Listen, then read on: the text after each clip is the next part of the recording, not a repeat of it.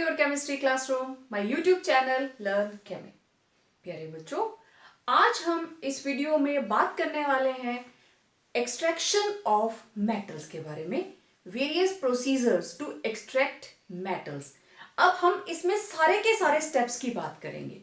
पहले आपने metallurgical processes देखे प्रीवियस वीडियोस के अंदर, very previous video that was purification of metals, right. तो आज हम बात करने वाले हैं वो सारे के सारे मेथड्स लगाकर हम किसी पर्टिकुलर मेटल को किस तरीके से एक्सट्रैक्ट करते हैं। तो हमारा मेन फोकस रहेगा iron, aluminium, zinc, copper, gold, silver. ठीक है, इसमें से गोल्ड और सिल्वर आप हाइड्रोमेटलर्जी में कर चुके हैं, ये मैं यहां नहीं करूंगी, वो आप लोगों के पास नोट्स में भी है और वीडियो में भी है। ठीक है, तो गोल्ड एंड सिल्वर आप खुद करेंगे, मैं बात करूंगी इन चार मेटल्स के बारे में। ठीक है, तो अब मैं इसको हटा देती हूं। एक्सट्रैक्शन ऑफ मेटल्स के अंदर जो सबसे पहली मेटल हम लेने वाले हैं दैट इज आयरन। मींस हमें बात करनी है extraction of iron from its ore. ठीक है, और कौन कौन से स्टेप्स, जब आपको कोई ऐसा क्वेश्चन आ जाता है तो आपको किस तरीके से उसको लिखना है, मैं वो पूरा प्रोसीजर आपको बताने वाली हूं। आपका सबसे पहला पॉइंट, ठीक है, ये तो स्टेप्स हो गए ना, ये बाद में आएंगे। सबसे पहले आप क्या करेंगे, इंपॉर्टेंट ओर्स ऑफ आयरन। ये आपका 1 नंबर का क्वेश्चन भी आ गया। ठीक है, चाहे डायरेक्ट पूछ लिया जाए या ऑप्शंस में से आपको बोला जाए। तो सबसे पहले कोई भी मेटल आपको दी जाए, हमने करना है आयरन, देन एल्यूमिनियम, फिर हम करेंगे जिंक, फिर हम करेंगे कॉपर। ठीक है, गोल्ड एंड सिल्वर ये आप लोग हाइड्रोमेटलर्जी में कर चुके हैं, हाइड्रोमेटलर्जी के अंदर। ठीक है, तो चाहे मैं आयरन की बात करूं या एल्यूमिनियम की बात करूं, सबसे पहला स्टेप यही होगा, इंपॉर्टेंट ओर्स ऑफ आयरन, जो भी मेटल आप एक्सट्रैक्ट करने वाले हैं। तो hematite, magnetite, siderite, iron pyrites, limonite. ठीक है, ये अलग अलग ओर्स हैं आयरन के। ओके, अब कंसंट्रेशन ऑफ ओर, आयरन के ओर की कंसंट्रेशन के लिए आप कौन सा प्रोसीजर लगाओगे।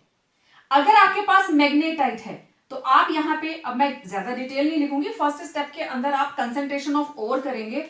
You can go for magnetic separation, आप यहां मेथड यूज कर सकते हो मैग्नेटिक सेपरेशन का। ठीक है, उससे भी पहले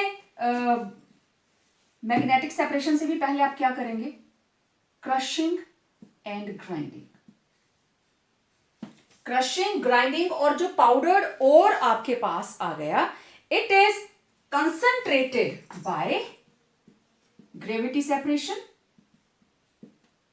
क्योंकि पानी में तो ऐसे घुलेगा नहीं ना ये। एक आप ग्रेविटी सेपरेशन का प्रोसेस लगाएंगे और दूसरा आप मैग्नेटिक सेपरेशन यूज कर सकते हैं। समझ आ रही है क्या क्या लिखना है। कंसंट्रेशन ऑफ ओर में आप ये मेंशन करोगे, इट इज कंसंट्रेटेड बाय, पहले इसको क्रश कर लिया, ग्राइंड कर लिया, then crushed and ground ore, it is concentrated by gravity separation, उसको छोटे छोटे पीसेस में कर लिया, then it is separated, it is concentrated by the process of gravity separation। और somehow अगर मैग्नेटाइट है तो आपको मैग्नेटिक सेपरेशन भी यूज करना पड़ेगा। हो गया, okay. Now second step, it is calcination. अब ये जो कंसेंट्रेटेड ओर है, it is calcinated, means it is heated in limited supply of air और ऑक्सीजन। तो क्या होगा, जितनी भी वोलाटाइल इंप्योरिटीज हैं like phosphorus, arsenic, bismuth etcetera, they will escape. आपको पता है कैल्सिनेशन में क्या क्या होता है, phosphorus as phosphorus pentoxide, sulphur है सल्फर डाइऑक्साइड, तो ये सारी की सारी impurities they will escape in their oxide forms. हो गया, कैल्सिनेशन होगी, कंसंट्रेट कर लिया आपने, उसको कैल्साइन कर लिया, कैल्सिनेशन कर ली। अब अगला स्टेप, ऑक्साइड बन गया। ऑक्साइड के बाद कैल्सिनेशन से आपने क्या बना लिया, इसका मेटल का ऑक्साइड। अब देखो सारे स्टेप आ रहे हैं ना, कंसंट्रेशन कर ली, देन कंसंट्रेशन के बाद वर्किंग विद कंसंट्रेटेड ओर, तो उसमें आप सबसे पहले करते हो रोस्टिंग एंड कैल्सिनेशन। तो यहाँ रोस्टिंग की तो जरूरत नहीं है क्योंकि ऑलरेडी ऑक्साइड है। प्रॉब्लम क्या है, उसके साथ इंप्योरिटीज हैं, देख लो आप, ऑक्साइड्स हैं सिर्फ सिडराइड को छोड़कर। तो जैसे ही इसके अंदर की इंप्योरिटीज हैं वो उड़कर बाहर चली जाएंगी, वोलेटाइल है वो बाहर चली जाएंगी। कोई भी एक्स्ट्रा वाटर है दैट विल बी रिमूव्ड, क्योंकि कैल्सिनेशन है ना, extra water will be removed. और जो फेरिक कार्बोनेट है, ferrous carbonate, it will be broken into FeO plus CO2, ये भी वापस किस में बदल जाएगा, आयरन ऑक्साइड में। फिर ऑक्सीडेशन के बाद नेक्स्ट स्टेप क्या था, स्मेल्टिंग, रिडक्शन बाय कार्बन। ठीक है, तो अगला स्टेप हमारे पास आया स्मेल्टिंग, और स्मेल्टिंग से ही हमारे पास, क्योंकि ऑक्सीडेशन से अब हमने क्या करनी है, रिडक्शन, रिडक्शन करके हमारे पास आयरन आ जाएगा। ठीक है, तो इसको ऐसे ही आपने स्टेप बाय स्टेप लिखना है। ये जो डायग्राम आप देख रहे हो अपने सामने, दिस इज ब्लास्ट फर्नेस, बात्य भट्टी, this is blast furnace. Furnace होती है भट्टी, आपने ऐसे नहीं देखी होगी, तंदूर तो देखे है ना सबने। ठीक है, आप ढाबे पे खाना खाते हो तो तंदूर लगा होता है वहां पे, ऊपर से उसके अंदर वो चपातियां लगाते हैं, है ना, तंदूरी नान लगाते हैं। तो उसमें क्या होता है, नीचे फायर होती है, कोक रहता है, वो बिल्कुल सुलग रहा होता है, ऊपर जाते जाते टेम्परेचर कम हो जाता है। सेम चीज यहाँ पे, इधर से हॉट एयर के ब्लास्ट अंदर भेजे जाते हैं। ठीक है, और लोअर बॉटम पे, क्योंकि यहाँ पे फायर है ना, यहाँ पे ज्यादा हीट होगी, तो यहां से ऊपर को जाते हुए टेम्परेचर जो है वो डाउन होता जाएगा। और इसमें, इस पूरे प्रोसेस के अंदर टेम्परेचर का ही गेम है। ठीक है, तो ये मैं थोड़ा सा पहले आपको फर्नेस के बारे में बताती हूँ। इसको ब्रिक लाइनिंग है, ईंटों की लाइनिंग लगाई गई है। आप चाहे इसको डबल लेयर में बना लीजिए, कोई दिक्कत नहीं है, आपको दिख रही होगी ये सारी। ठीक है, this is lining of brick. ठीक है, जिन ईंटों से हमारे घर बनते हैं ना, उसी की है, क्योंकि जब वो हीट एब्जॉर्ब करेगी, जब यहां पे इसको हीट किया जाएगा तो हीट को मेंटेन करने में वो बहुत अच्छी हेल्पफुल रहती है, काफी देर तक उसके अंदर हीट जो है वो टिकी रहेगी। ठीक है, तो दिस इज ब्रिक लाइनिंग, मोटी परत रहती है। ठीक है, यहां पे रहता है कप एंड कोन अरेंजमेंट, सारे का सारा और एकदम से नहीं करना चाहिए। ठीक है, इधर हमने लिया है, दिस इज चार्ज, इसे बोलते हैं charge.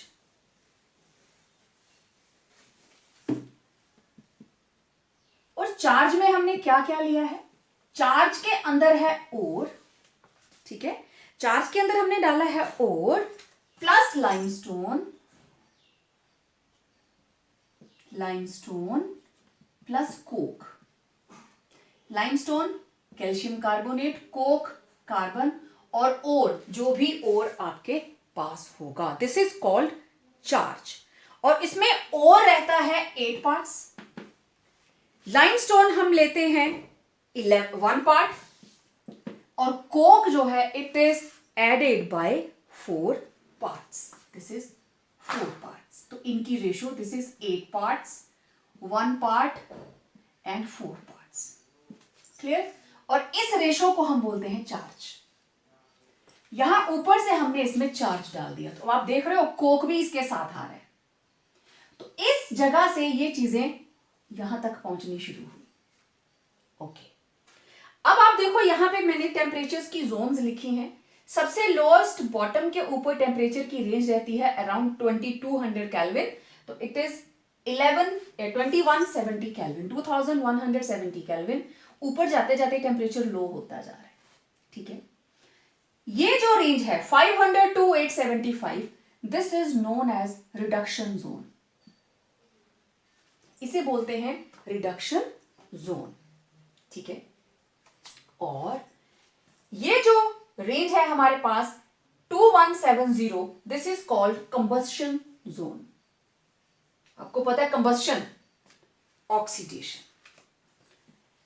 1070 to 1270, this is zone of slag formation, यहां पे बनती है स्लैग। अब मेरे पास बचा 1570, this is called fusion zone, ये है फ्यूजन जोन। ठीक है, अब कहां पे क्या काम होता है? अब इसका नीचे कंटेनर है, यहां पे जो भी रिएक्शन होगी यहां पे हमारे पास कंटेनर रखा हुआ है। ठीक है, आउटलेट्स हैं दो, इनका नाम मैं बाद में बताती हूं किस आउटलेट में क्या हो रहा है। यहां से और पहुंचा यहां, और यहां से ब्लास्ट फर्नेस के अंदर। कंबस्शन जोन के अंदर क्योंकि हमने कोक लिया है, Coke is carbon plus oxygen, और ये बना देता है CO2। और आपको पता है इस रिएक्शन का delta H is -393.5 kilo joule per mole. It is an exothermic reaction. ठीक है, एक्सोथर्मिक रिएक्शन है, और इसका टेम्परेचर, क्योंकि जब यहां पे कोक बर्न करता है तो हॉट एयर ऑलरेडी बाहर से आ रही है। देखो पहले यहां इतना टेम्परेचर नहीं होता है, हॉट एयर के अंदर इतना टेम्परेचर नहीं होता, टेम्परेचर राइज करता है, शुरू में लो है, टेम्परेचर राइज करता है ड्यू टू कंबस्शन। तो that is why it is called combustion zone, this lower portion, this is called combustion zone. ठीक है, ये मैंने इसको एरो दिया है, दिस इज कंबस्शन जोन। इसके अंदर कार्बन जो है it is burning, it is undergoing oxidation to form carbon dioxide. ठीक है, और यहां का टेम्परेचर जो है वो 2170 तक भर गया। तो सबसे पहले हमारे पास फर्स्ट स्टेप के अंदर आप क्या लिखेंगे? यहां पे प्रोसीजर के अंदर प्रोसीजर, ठीक है, प्रोसीजर के अंदर फर्स्ट स्टेप 8 पार्ट्स और 1 part calcium carbonate and 4 parts coke is mixed known as charge, कुछ बच्चों को लगता होगा मैं हर चीज लिखने में लगी रहती हूं, क्योंकि कुछ बच्चे हमारे साथ हमारी क्लास के अलावा भी कनेक्टेड हैं और उनको मैं नोट्स नहीं भेज पाती हूं, इसलिए कोशिश करती हूं कि मैं हर चीज यहां पे लिखूं। तो it is known as charge, ठीक, is added from the top of blast furnace, blast furnace के टॉप से इसको डाल दिया। ठीक है, अब सबसे अब स्टेप नंबर 2, अब वहां पे वेरियस जोन्स हैं, तो आप यहां पे लिखेंगे various reactions, various reactions taking place in blast furnace are, सबसे पहली बात कंबशन जोन, हम नीचे से ऊपर को जाएंगे, कंबशन जोन जहां से एक्चुअली रिएक्शन स्टार्ट होती है। In this area Coke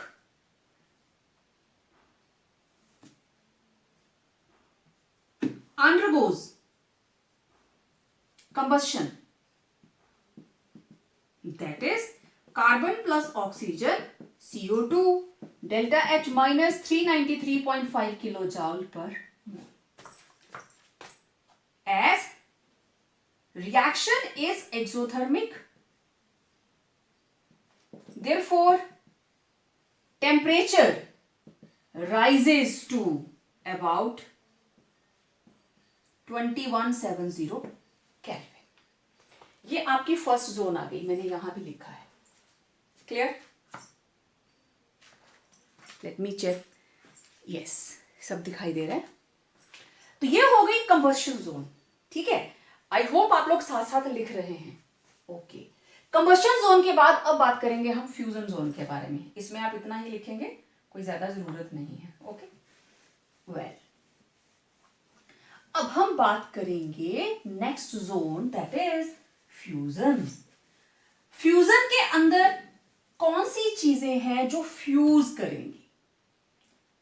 fuse करती है सॉलिड मेटल, मेल्टिंग से पहले की वो स्टेज जिसमें वो फ्यूज करती है।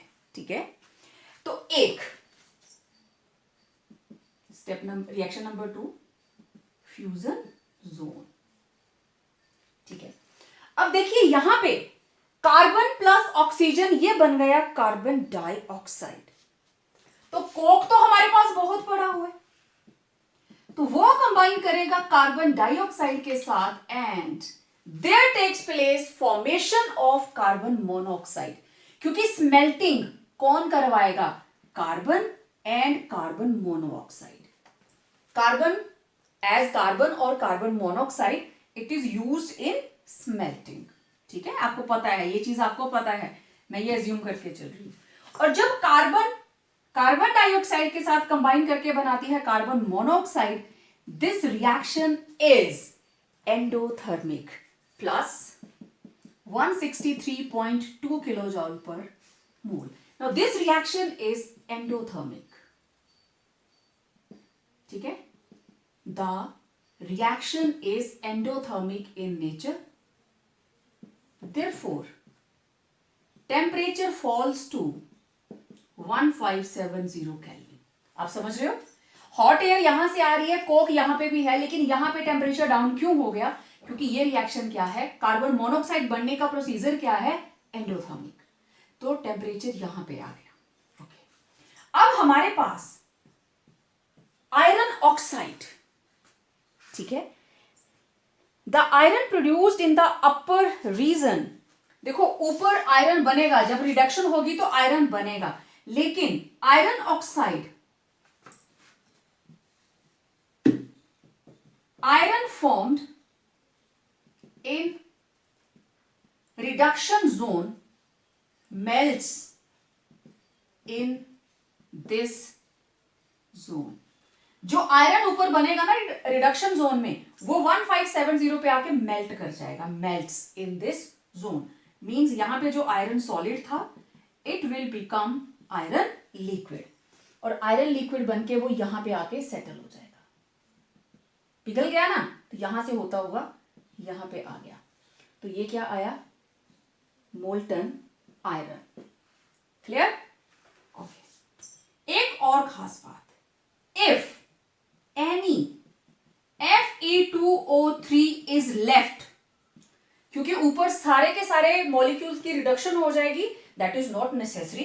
अगर थोड़ा सा भी आयरन ऑक्साइड Fe2O3 उसके अंदर प्रेजेंट है, it will get reduced in this area with carbon, is reduced by Coke. Coke से रिड्यूस हो जाता है, कैसे? Fe2O3 प्लस कार्बन, और ये बन जाएगा 2 iron plus 3CO। Again there is formation of carbon monoxide, क्योंकि है तो यही प्रोसेस ना, कार्बन मोनोऑक्साइड ही तो बन रही है। नोटेड? ठीक है, तो फ्यूजन जोन में क्या हुआ पता चल गया सबको? ये आपने साथ साथ नोट कर लिया होगा, आई होप सो।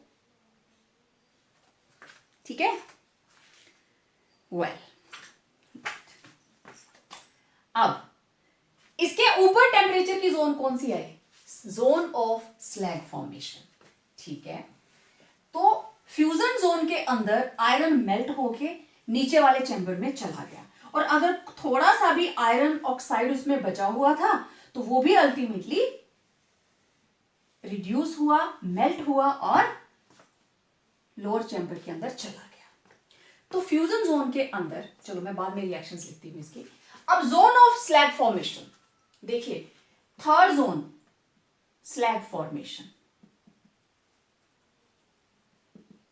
और इसकी टेम्परेचर की रेंज है 1070 टू 1270 केल्विन। अब यहां पे impurities present in ores of iron is basically silica, SiO2, ठीक है, and it is acidic in nature, acidic in nature, therefore हमने क्या इसमें ऐड किया था? Limestone. therefore flux calcium oxide combines with SiO2 to form slag। कैसे? Calcium carbonate टूटा, calcium oxide plus CO2, right, it act as flux. अब यहां से SiO2, this is impurity, calcium oxide flux, और ये बन गया CaSiO3, calcium silicate known as slag, ये बन गया स्लैग। ठीक है, कार्बन डाइऑक्साइड तो बाहर निकल जाएगी। स्लैग होता है फ्यूजिबल मिक्सचर, ये फ्यूज कर जाता है, मेल्ट कर जाता है। लेकिन जैसे अगर आप लोगों ने कभी शुगर केन के जूस से गुड़ बनता देखा हो, जैगरी बनती देखी हो, तो उसके ऊपर झाग झाग सी इकट्ठी हो जाती है। जो लिक्विड है वो नीचे रहता है और उसके ऊपर झाग झाग सी ऊपर आ जाती है। दूध गर्म होता तो देखा है ना, दूध के ऊपर मलाई की परत वो ऊपर ही तैरती रहती है और मिल्क जो है वो नीचे रहता है। ठीक है, उसी तरीके से स्लैग जो है इट इज एज मलाई, जो मिल्क के अंदर का फैट है वो ऊपर ही तैर रहा है। तो स्लैग जो है वो यहाँ पे देखो, सारे का सारा जो मोल्टन आयरन है वो इधर, और स्लैग ये आ गया, ये इसके ऊपर ऐसे लेयर बना लेता है। This is slag, molten iron नीचे। तो इसके स्लैग के बाद भी ऊपर से कोई आयरन आता है ना, तो वो इसको क्रॉस करके नीचे चला जाएगा, क्योंकि iron is heavier, iron heavier है, मोल्टन मेटल है। स्लैग इज अ फ्यूजिबल मास, वो आयरन को ऊपर नहीं टिकाएगा, आयरन उसमें से क्रॉस होके नीचे चला जाएगा। जैसे तालाब के अंदर होता है ना, वो ऊपर हल्की हल्की ग्रीन कलर की काई जम गई होती है ना, फाइटोप्लैंक्टॉन्स होते हैं। ऊपर से आप पत्थर फेंकते हो तो उन लीव्स में से होकर वो पत्थर पानी में गिरता है जाके, लीव्स के ऊपर नहीं जाता है, क्योंकि स्टोन जो आपने फेंका हो दैट इज हैवियर। ठीक, ओके। तो अब यहां पे स्लैग बन गई, slag is a fusible mass. Okay, someone asked slag का फायदा क्या हुआ, उसको हमने यहीं पे क्यों कलेक्ट किया, स्लैग को अलग क्यों नहीं हटा लिया। यहां पे क्या है, आयरन मेटल, और इस कंटेनर के अंदर यहां से हम क्या भेज रहे हैं, हॉट एयर, एयर के अंदर ऑक्सीजन, और यहां से प्योर आयरन नीचे आ रहा है। आयरन में be converted back into iron oxide, वो वापस आयरन ऑक्साइड बना सकता है in the presence of atmospheric oxygen. इसलिए स्लैग उसको कवर कर लेती है, उसके और ऑक्सीजन का कांटेक्ट वो तोड़ देती है, तो आयरन की ऑक्सीडेशन नहीं होगी। ठीक है, तो यहां बन गई स्लैग। मतलब स्लैग फॉर्मेशन जोन में क्या हुआ, कैल्शियम कार्बोनेट टूटा, कैल्शियम ऑक्साइड एंड CO2 के अंदर, CO2 में से CO2 बाहर। अब ये थी impurity plus calcium oxide, it was flux, ये है इंप्योरिटी, और इन्होंने मिलकर बना लिया स्लैग। ये केमिकल रिएक्शन है जो जोन ऑफ स्लैग फॉर्मेशन में होती है। क्लियर हो गई slag formation. Now we are left with only one zone and that is reduction zone. ये क्लियर हो गया ना सबको। तो स्लैग जो है, what is the importance of slag, it cuts the connection, contact between atmospheric oxygen and molten iron metal. ठीक है, this is reduction zone, fourth। अब यहां पे होनी है टेम्परेचर की रेंज 500 to 875 केल्विन। देखो कई बार क्वेश्चन ही आता है कि टेम्परेचर रेंज के ऊपर ही क्वेश्चन आता है। ठीक है, अब रिडक्शन जोन के अंदर देखो हमारे पास आयरन का कौन कौन सा ऑक्साइड है। I am having iron oxide, I am having ferric oxide, then Fe3O4 magnetite. ये तीन तरह के मेरे पास ऑक्साइड्स इसमें प्रेजेंट हैं। ठीक है, तो आयरन ऑक्साइड, कार्बन मोनोऑक्साइड, ये बन गया आयरन प्लस CO2। इसमें 3 कार्बन मोनोऑक्साइड, 2 आयरन निकले, प्लस कार्बन डाइऑक्साइड, फिर 4 ऑक्सीजन हैं, 4CO, 3Fe प्लस 4CO2। हो गई रिडक्शन। ठीक है, रिडक्शन के बाद यहां पे जो आयरन बन रहा है, that iron will be solid in nature. ठीक है, ये आयरन जो है इट इज सॉलिड, क्योंकि नीचे जाके इसने फिर क्या कर जाना है, मेल्ट। अब आपने ऑक्साइड में से आयरन को सेपरेट कर लिया, चाहे वो सिंपल आयरन ऑक्साइड था, चाहे वो जो भी हमारे पास Fe3O4 था, तो उनसे ये हमारे पास हमने आयरन सेपरेट आउट कर लिया। ठीक है, अब इस चीज में क्या हुई, रिडक्शन। रिडक्शन से क्या निकला, आयरन। यहां निकला आयरन, यहां आके आयरन फ्यूज कर गया और यहां फ्यूज कर गया और वापस मेल्ट हो गया। इस एरिया में स्लैग बन गई, आयरन नीचे गया, स्लैग ने उसके ऊपर उसको कवर कर दिया। क्लियर। अब ये जो मोल्टन रिडक्शन हो गई ना, मैंने यहां बोला था कि जो रिड्यूस्ड आयरन है वो मोल्टन होके नीचे आ गया। अब ये जो मोल्टन आयरन है it is known as pig iron. इस आयरन को बोलते हैं पिग आयरन, और इसके अंदर carbon content, it has impurities of carbon about 3 to 4.5%, along with impurities of sulfur, arsenic, phosphorus, etc. ये भी हो सकती हैं। This is called pig iron। ठीक है, पिग आयरन को हम थोड़ा सा आयरन स्क्रैप डालते हैं, थोड़ा कोक और डालते हैं, और हमारे पास नेक्स्ट स्टेप पे बनता है कास्ट आयरन। ठीक है, उसके बारे में मैं अभी आयरन की वेरियस फॉर्म्स के बारे में बात करती हूँ, लेकिन ब्लास्ट फर्नेस के अंदर जो आयरन बनता है यहाँ पे, उस आयरन को हम बोलते हैं पिग आयरन। एंड बहुत ही ऐसे सॉफ्ट होता है, स्पॉन्जी होता है। ठीक है, this is called spongy iron. ठीक, स्पॉन्जी आयरन को ही हम पिग आयरन बोलते हैं। तो यहां पे जो आयरन ये रही आउटलेट फॉर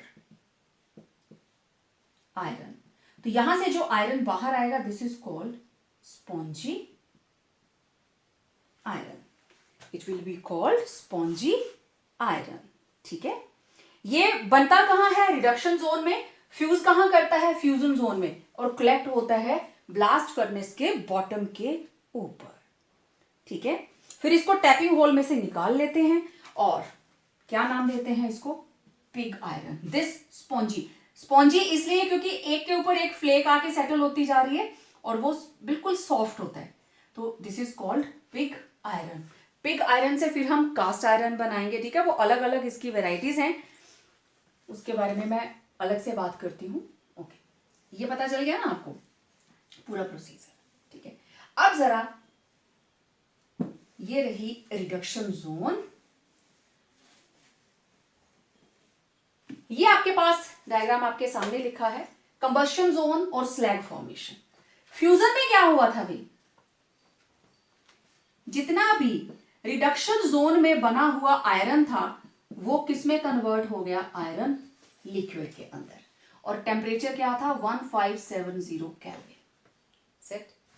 और अगर थोड़ी सी भी इंप्योरिटी हमारे पास ऑक्साइड की प्रेजेंट है तो यहां क्योंकि कार्बन है, कोक है, it will be converted into iron plus 3CO। Fusion zone के अंदर आपको पता है कार्बन मोनोऑक्साइड बनती है। ठीक है, फ्यूजन जोन के अंदर ही कार्बन मोनोऑक्साइड बनती है, तो यहां पे carbon plus carbon dioxide, it will form 2CO। Fusion zone के अंदर एक तो वो मेल्ट कर गया, और आपको पता है इसका delta H is plus 163.2 kilojoule per mole. ठीक है, this is outlet for iron. कौन सा आयरन, स्पॉन्जी आयरन। ठीक है, अब ये जो रिएक्शंस हैं ये है फ्यूजन जोन की। रिडक्शन जोन की देखते हैं, रिडक्शन जोन के अंदर क्या हुआ।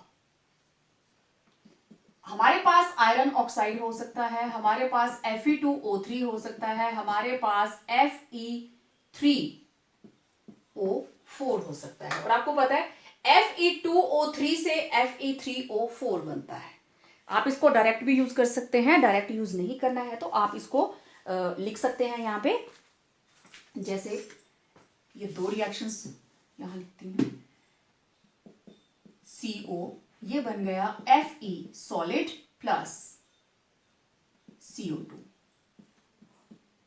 Fe2O3 प्लस कार्बन मोनोऑक्साइड, ये बनेगा Fe3O4। Let it be balanced, ये 3 ये 2, यहां 2 लगा दो, यहां 3 लगा दो, हो गया oxygen iron balanced. 3 2 6, 3 2 6, done.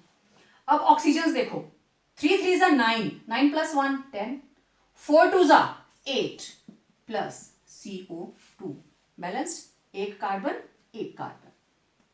Gas. अब ये आयरन ये भी बन गया, ओके। अब दूसरा तरीका Fe2O3 प्लस कार्बन मोनोऑक्साइड कितने हैं, थोड़ा सा क्लोज करते हैं। Fe2O3 प्लस 3 है ना, 3CO, ये बन गया 2Fe solid plus 3CO2, again gas. फिर ये वाला बना Fe3O4 प्लस 4CO, क्या बन गया 3Fe सॉलिड प्लस 4CO2। तो अब देखो,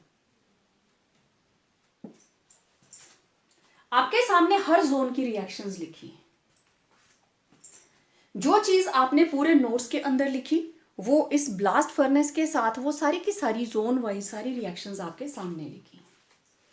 यहां पे कार्बन प्लस ऑक्सीजन कंबस्शन हो गई, टेम्परेचर बढ़ गया।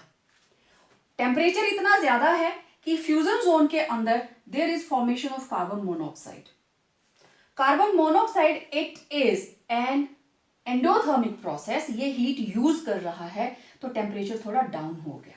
वेल, इसी रीजन के अंदर ये जो सॉलिड वाला आयरन बना है, सॉलिड आयरन बना है, इट गेट फ्यूज्ड, सॉलिड से लिक्विड और नीचे रिकवर हो जाता है, ओके। उसके ऊपर आती है स्लैग फॉर्मेशन जोन। जो भी आयरन के साथ इंप्योरिटीज थी दे कंबाइन विद फ्लक्स, कहां से आई, लाइमस्टोन ऐड किया था हमने, क्योंकि आयरन के साथ सबसे ज्यादा इंप्योरिटी सिलिका की ही होती है and it is recovered as fusible mass known as slag. उसके ऊपर रिडक्शन जोन, सबसे ऊपर इट इज रिडक्शन जोन, वहां पे आयरन के हर ऑक्साइड की रिडक्शन हो रही है। सम ऑफ Fe3O3, Fe2O3 ये चेंज हो जाता है Fe3O4 और वो भी अल्टीमेटली आयरन में बदल जाता है, ठीक है। अब बताना जरा, reducing agent at 2170 Kelvin, मतलब high temperature at bottom of blast furnace कौन है, और दूसरा reducing agent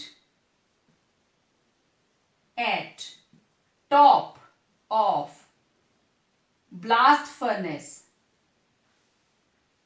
at temperature 500 to 875 Kelvin, low temperature, that is low temperature। कौन है भाई, बॉटम के ऊपर रिड्यूसिंग एजेंट कौन यूज हो रहा है, कार्बन, और रिडक्शन जोन के अंदर कार्बन मोनोऑक्साइड, ठीक है। क्योंकि कार्बन मोनोऑक्साइड हाई टेम्परेचर के ऊपर स्टेबल होती है, it is very very stable at high temperature. याद है लिंगम डायग्राम, यहां पे हाई टेम्परेचर पे वो स्टेबल होती है। अगर आपको थोड़ा सा मैं डायग्राम, अब यहां जगह नहीं बची है मेरे पास, थोड़ा सा याद दिलाने की कोशिश करती हूं। ये चीज आई थी और ये वाला था हमारे पास carbon plus oxygen to form 2CO, तो ये फ्री एनर्जी सबसे ज्यादा थी। तो यहां पे कार्बन मोनोऑक्साइड जो है वो स्टेबल है, इट इज स्टेबल, ठीक है। और किसकी फ्री एनर्जी सबसे कम थी, जो अपने से ऊपर, अब आपको लिंगम डायग्राम याद होगा, CO, हाई टेम्परेचर के ऊपर CO जो है it is very very stable.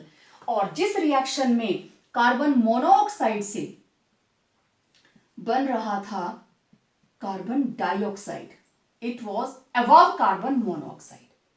तो यहां पे carbon monoxide it is acting as reducing agent. तो अब आपको एलिंगम डायग्राम का समझ में आ गया होगा। वहां पे मैंने कार्बन और कार्बन मोनोऑक्साइड का आपको बताया था। तो ब्लास्ट फर्नेस के हाई टेम्परेचर वाली रेंज में आंसर है कार्बन, और ऊपर वाले में क्या है, कार्बन मोनोऑक्साइड।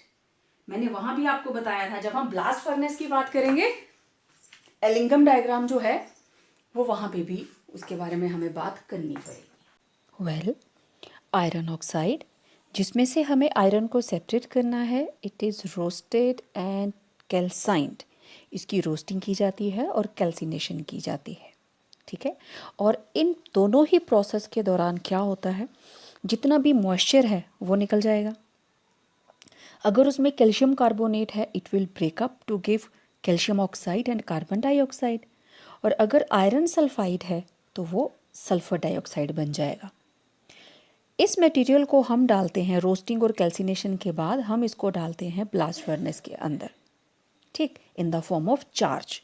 और चार्ज के अंदर आपको पता है कैल्शियम कार्बोनेट और कोक डाला जाता है। ये जो रिएक्शन आप देख रहे हो, रिडक्शन, बहुत simple. Ferrous oxide plus carbon क्या बना, फेरस प्लस कार्बन मोनोऑक्साइड। इन दोनों रिएक्शंस को अगर आप टोटल करके देखें, दोनों को कंबाइन करने के बाद हमारे पास वो इक्वेशन आती है, जिसमें आप फेरस ऑक्साइड को कार्बन से रिएक्ट करवा रहे हो और आयरन प्लस कार्बन मोनोऑक्साइड बना रहे हो। इनको ज़रा ऐड करके देखो, दोनों तरफ से हाफ ऑक्सीजन कट हो जाएगी। तो फर्स्ट इक्वेशन में डेल्टा जी फ्री एनर्जी है आयरन ऑक्साइड से आयरन की, दूसरे में कार्बन से कार्बन मोनोऑक्साइड की, ठीक है। अब दोनों रिएक्शंस को ऐड करेंगे तो दोनों की फ्री एनर्जी का जो टोटल है उससे हमें उसकी नेट वैल्यू मिलेगी। और कपल हो गई रिएक्शंस, तो नेट जो वैल्यू है डेल्टा जी की, that comes out to be negative. और नेगेटिव आने की वजह से ये रिएक्शन जो है वो फिजिबल होती है कि आयरन ऑक्साइड की आप स्मेल्टिंग करते हो, यू ऐड कार्बन, और स्मेल्टिंग इसमें होगी either in the form of carbon और carbon monoxide. So let's have a look on Ellingham diagram again, कि इसके हमें क्या हेल्प मिल सकती है आयरन की एक्सट्रैक्शन को अंडरस्टैंड करने के लिए। तो इसकी एक्स एक्सिस के ऊपर टेम्परेचर है और वाई एक्सिस के ऊपर चेंज इन फ्री एनर्जी। ये वेरियस ग्राफ्स सारे नहीं बनाए हैं, जो कुछ रिक्वायर्ड हैं वही। तो टेम्परेचर की रेंज देखो 273 से लेके 2273 तक हम ले रहे हैं इधर, और फ्री एनर्जी आपको पता ऊपर से नीचे को बढ़ रही है। This red line, it shows oxidation of iron, and this line is showing oxidation of carbon, means formation of carbon monoxide. और ये दोनों ही लाइंस देखो जिस जगह पे क्रॉस करती हैं वो टेम्परेचर है बिलो 400। कार्बन से कार्बन मोनोऑक्साइड बनने की फ्री एनर्जी शुरू में आयरन से कम है, लेकिन आफ्टर 400 केल्विन जैसे जैसे टेम्परेचर बढ़ता जा रहा है उसकी कार्बन मोनोऑक्साइड की फॉर्मेशन की फ्री एनर्जी बढ़ती जा रही है। अब ये दोनों जहाँ पे क्रॉस करते हैं उसके बाद से ये येलो लाइन देख रहे हो आप, इसमें कार्बन मोनोऑक्साइड की फ्री एनर्जी आयरन से ज़्यादा है, इसलिए कार्बन भी और कार्बन मोनोऑक्साइड दोनों ही उसको रिड्यूस कर सकते हैं। अब ब्लास्ट फर्नेस के अंदर जो हमने कोक डाला था वो बर्न करता है carbon plus oxygen carbon dioxide, तो उससे एनर्जी निकलती है, कार्बन के बर्निंग से एनर्जी निकलती है।